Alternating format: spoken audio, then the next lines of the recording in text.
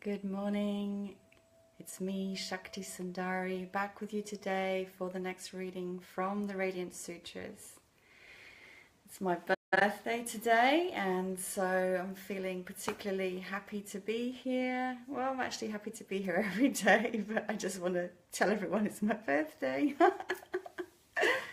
I've just completed my online connection practice course. So I'm teaching this 14-day online ecstatic connection practice course.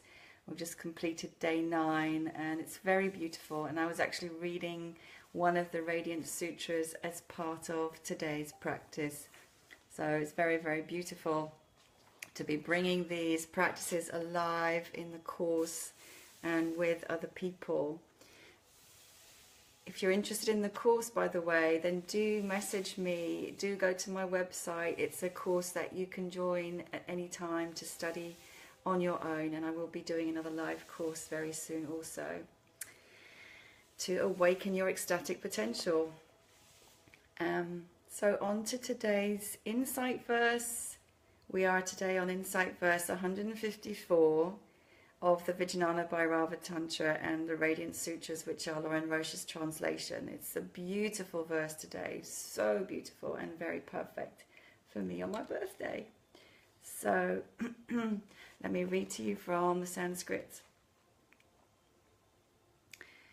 Vrajet prana vishet jiva ichchaya kutila kriti dirga atma samaha devi para kshetram para apara.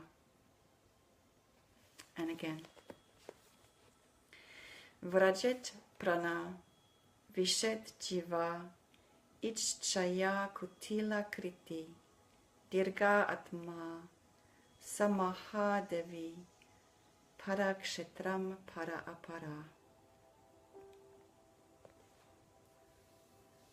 Few words I recognize there, maybe you do too.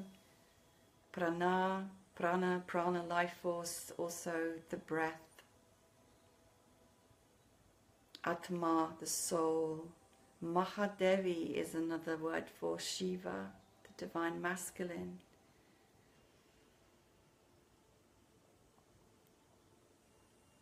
Para, I used to know what para meant and I can't remember now. Anyway, let us read the beautiful translation by Lauren Roche.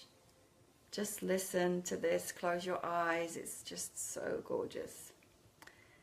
Breath flows in, breath flows out, traveling always the curving path of the goddess. Breath flows spontaneously of its own will. Thus, all breathing beings continually give reverence to her. Be conscious of this unconscious prayer, for she is the most holy place of pilgrimage.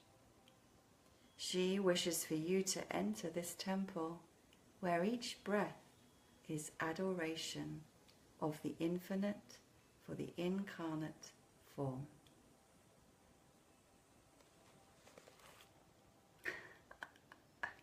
I mean, wow. Isn't that beautiful? Coming back now as we get towards the end of this whole beautiful collection of sutras and verses, coming back to the breath, and the breath is where we began. The breath is where we begin, right? It's the first thing that happens when we're born. It's the last thing that happens when we die. Each in-breath is a rebirth, each out-breath a small death. You know, there's that beautiful metaphor, breath of life. So, breath flows in, breath flows out, that constant rhythm, the in and the out, the yin and the yang, the give and receive, open and close, birth and death. taking in and releasing.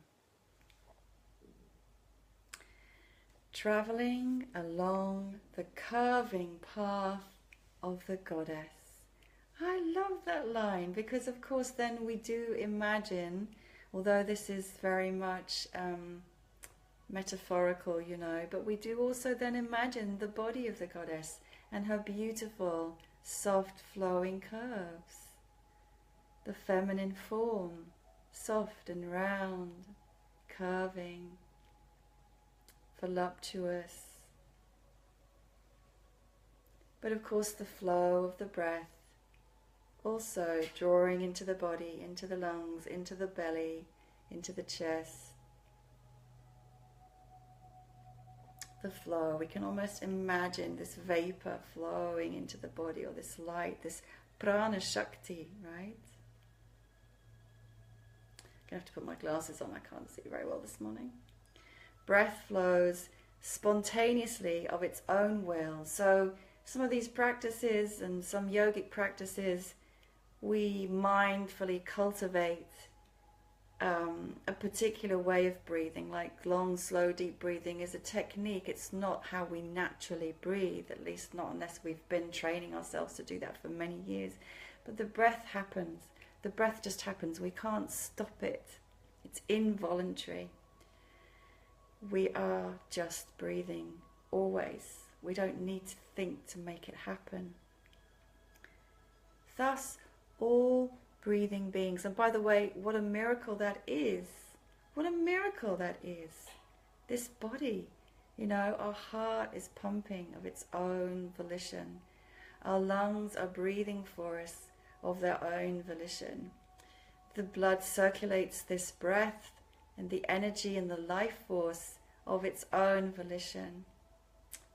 How miraculous is that, this body that we have and the way that it lives. Thus, all breathing beings continually give reverence to her, capital H and italics, so the emphasis on her, the emphasis on the divine feminine aspect that gives life, that is life. So the breath, prana Shakti, an element of Shakti, the divine feminine. And I just love the word reverence, because when I say that word, I really feel the honoring, the respect, the devotion to her who gives life, the great mother, the great life giver. And she is also the life taker. In breathing, we are continually giving reverence to her. Most of the time, unconsciously, right? Because the breath is just happening and we're not aware of our breath. We're not aware of this gift of life. But the invitation here, be conscious of this unconscious prayer. In every moment we can be praying. In every moment we can be offering our devotion. When we remember this breath, this gift of life, that she is within us every time we inhale. For she is the most holy place of pilgrimage. So not a woman as in an external expression of the feminine. We're talking about Shakti, life force, the energy of all of life, the creative manifest energy, and prana Shakti. She is the most holy place of pilgrimage. And indeed, many of these verses have been about offering our devotion to her through an immersion in the experience of life and becoming so lost and so total in that we transcend. So as Shiva says at the very opening, you cannot find me except through her. This eternal dance of the divine feminine and masculine brings us to oneness. She is the most holy place of pilgrimage. But I do also want to say to anyone watching this that we can take this in the same way. So in Tantra, we worship and honor our beloved, and we see this divine aspect within them. And in seeing this divine aspect within them, we may also have an experience of transcendence and of divinity. So the physical, embodied, finite, incarnate form is also an expression of the divine feminine. And men honor her, worship her, bow down to her and the divine within her. She is the most holy place of pilgrimage. She is. She wishes for you to enter this temple where each breath is adoration, the temple of the body, and the temple of this space.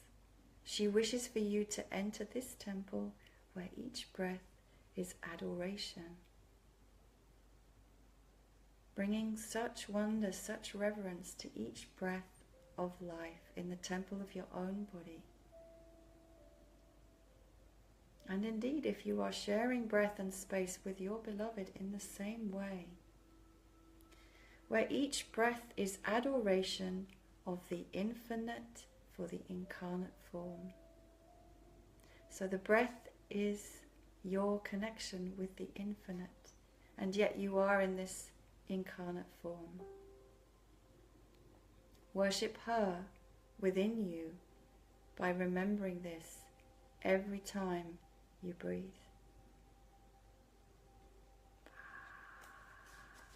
There she is. Yes. So that's my reading for today. Have a beautiful, spectacular day.